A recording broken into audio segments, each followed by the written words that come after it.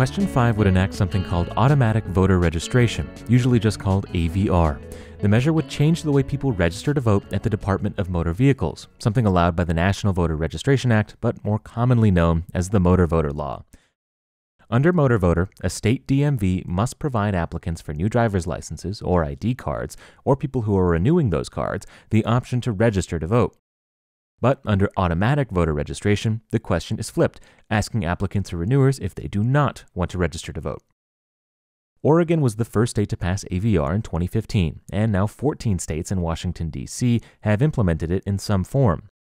In Nevada, state Democrats tried passing a version of AVR during the 2017 legislative session, but the measure was vetoed by Republican Governor Brian Sandoval. In his veto message, Sandoval argued that the current laws work well as is, and changing to AVR would remove agency from people to decide for themselves whether or not they'd like to register. Opponents of the measure also say that implementing AVR could increase the registration of ineligible voters, a felony punishable by up to $20,000 in fines.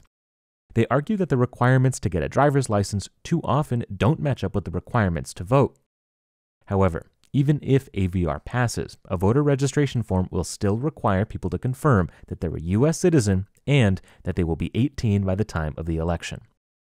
Proponents of Question 5 say that too few eligible voters are registered voters, and that passing AVR will help modernize voter rolls by forcing the implementation of new software aimed at cutting down paperwork errors. There may be some political calculus at play too.